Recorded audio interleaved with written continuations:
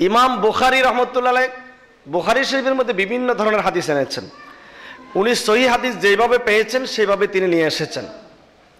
কোরআন শরীফে যেমন বিপরীতমুখী আয়াত আছে, ফাকতুলুল মুশরিকিন হাইসু ওয়াজাদতুমুহুম, ফাকতুলুল মুশরিকিন হাইসু ওয়াজাদতুমুহুম। এক আয়াতে বলা হয়েছে মুশরিকদেরকে যেখানে পাও সেখানে মারো। আবার আরেক আয়াতে বলা হয়েছে লাকুম দীনুকুম ওয়ালিয়া দিন, তাদের ধর্ম তাদের জন্য, তোমাদের ধর্ম তোমাদের জন্য। এখন দুইটা আয়াত তো বিপরীত, একটা হচ্ছে কাফেরদেরকে পেলেই মেরে ফেলো, আর একটাকে বলা হচ্ছে তাদের ধর্ম তাদের জন্য, তোমাদের ধর্ম তোমার জন্য। তো আমাকে বুঝতে হবে কোন আয়াত কখন কি জন্য নাজিল হয়েছে। এটার নাম হলো আসবাবুন নুজুল। মাদ্রাসার মধ্যে, বিশ্ববিদ্যালয়ের মধ্যে ইসলামিক স্টাডিজ ডিপার্টমেন্টে একটা কিতাব আছে, সেই কিতাবের মধ্যে উলুমুল কোরআন, উলুমুল কোরআনের মধ্যে এটা একটা গুরুত্বপূর্ণ সাবজেক্ট, আসবাবুন নুজুল। আমরা অনেকেই জানি শানে নজুল, শানে নজুল বুঝতে হবে। শানে নজুল না বুঝলেই কিন্তু কোরআন শরীফ পরে অনেকে বিভ্রান্ত হয়ে যাবে। যেমন ইন্নামা আনা বাশারুম মিসলুকুম, এই আয়াত পড়ে অনেকে বেঈমান হয়ে গেছে, দলিল দিচ্ছে নবী তো আমাদের মতো মানুষ। বলে কিরকম, কেমনে?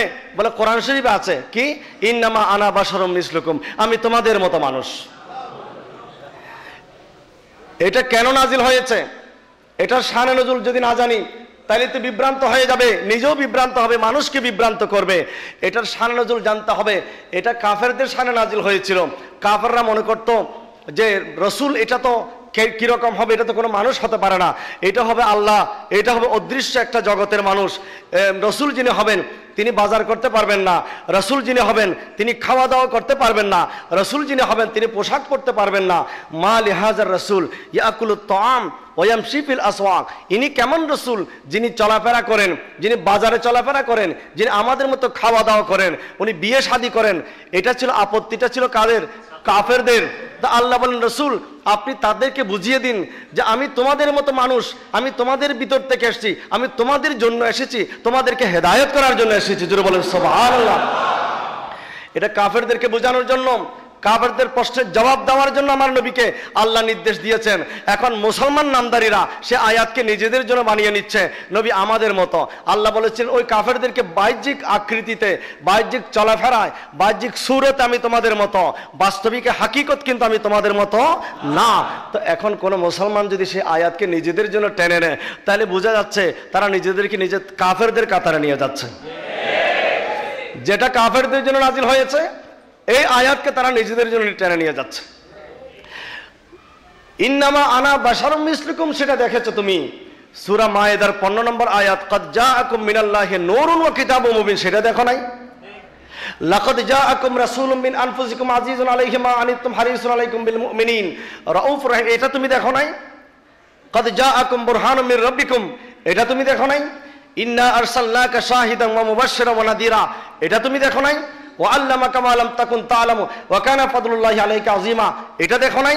লা তারফাউ আসওয়াতাকুম ফাওকা সাউতিন নবী ওয়া লা তাজহারু লাহু, এটা তুমি দেখো নাই?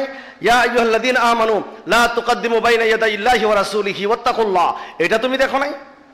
শুধু একটা আয়াত দেখে টান দিয়ে একদিকে দৌড় দিলে হবে না, বাকিগুলোও দেখতে হবে। সুতরাং কোরআন শরীফ আল্লাহ বলেছেন ইউদিল্লু বিহি কাসীরা ওয়া ইয়াহদি বিহি কাসীরা, কোরআন শরীফ পড়ে অনেকে হেদায়েত পাবে আর কোরআন শরীফ পড়ে অনেকে বিভ্রান্ত হয়ে যাবে। আজকে বিভ্রান্ত হচ্ছে কি হচ্ছে না? ওয়াস্তাগফিরুহুর তাফসীর করে নিজেও বিভ্রান্ত হয়ে গেল মওদুদি এবং তার অনুসারীদেরকেও বিভ্রান্ত করে ফেললো। বলে ওয়াস্তাগফিরু, আল্লাহ কেন ক্ষমা চাইতে বললেন? তাফহিমুল কোরআনটা খুলে দেখুন, মওদুদি সাহেবের শেষ খণ্ড, সেখানে লেখা আছে আল্লাহ রসুলকে আল্লাহ কেন ক্ষমা চাইতে বললেন। বলে এই জন্য ক্ষমা চাইতে বলেছেন, নবী নবুয়তি দায়িত্ব পালন করতে গিয়ে অনেক ভুল ত্রুটি করেছেন, সেই সমস্ত ভুল ত্রুটির কারণে আল্লাহ তাকে ক্ষমা চাইতে বলেছেন। তাহলে এই ধরনের কোরআন যারা পড়বে, কারা পড়াবে, যারা লিখবে, যারা অনুসরণ করবে তাদের ঈমান থাকবে। আমাদের নবীর জীবনে এমন কি ভুল আছে একটা দেখাতে পারবে কেউ? শুধু কোরআন পড়লে হবে না, কোরআন পড়ে অনেকে বিভ্রান্ত হয়ে যাচ্ছে। অত্যন্ত সতর্কতার সাথে কোরআন পড়তে হবে। কোরআনে কারীমের সূরা হলো আবাসা ওয়া তাওয়াল্লা, আছে না? আমপারার মধ্যে একটা সূরা আছে, সূরা আবাসা ওয়া তাওয়াল্লা আন জাআহুল আ'মা। হযরত ওমর ফারুক আযম রাদিয়াল্লাহু তাআলা আনহুর যুগে এক ইমাম সাহেব প্রতিদিন ফজরের নামাজের সময় এই সূরা তেলাওয়াত করত। প্রতিদিন আবাসা ওয়া তাওয়াল্লা। হযরত ওমর রাদিয়াল্লাহু আনহু বললেন, ইমাম সাহেব এদিকে আসেন। বলে, প্রতিদিন আপনি এই সূরা ছাড়া আর কোনো সূরা পান না? আপনি প্রতিদিন এই সূরা কেন পড়েন? এখন সে তো আর কোনো আওয়াজ নেই। ওমর রাদিয়াল্লাহু আনহু তরবারি নিয়ে আসলেন, তরবারি এনে ওই ইমাম সাহেবের গর্দান 2 টুকরা করে দিলেন। এখন বলুন কেন এই কাজটা করলেন? ইমাম সাহেব তো খারাপ কাজ করে নাই, ইমামতি করেছেন, নামাজ পড়িয়েছেন, নামাজের মধ্যে কোরআন আয়াত তেলাওয়াত করলেন, কোরআনের বাইরে তো করেন নাই, কোরআনের ভিতর থেকে তেলাওয়াত করেছেন। এরপর ওমর রাদিয়াল্লাহু তাআলা তাকে গর্দান 2 টুকরা কেন করে দিলেন? দেখা গেল সেই আসলে বাহ্যিকভাবে ইমাম, বাহ্যিকভাবে মাওলানা, বাহ্যিকভাবে মাথায় পাগড়ি, বাহ্যিক মুখে দাঁড়িয়ে আছে, ভিতরে সে মুনাফিক। কারণ কোরআন কারীমের মধ্যে অনেক সূরা আছে নবীর শানে, আমার রাসূল পাকের শানে, সেই সমস্ত আয়াত সে দেখলো না, সেই সমস্ত সূরা দেখলো না, শেষ পর্যন্ত সেই আবাসা মাতাওয়াল্লাহ কেন খুঁজে নিল? এটাতে সেই বাহ্যিকভাবে দেখাতে চাচ্ছে এই আয়াতটা, এই সূরাটা নবীজির বিরুদ্ধে। জোরে বলো নাউজুবিল্লাহ। কোরআনে কারীমের কোন সূরা কি আমার রাসূলের বিরুদ্ধে আছে?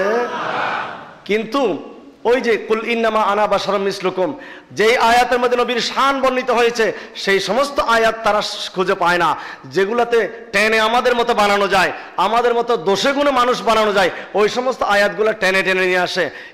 এটার নাম তাফসির না, এটার নাম হচ্ছে ভ্রান্ত তাফসির।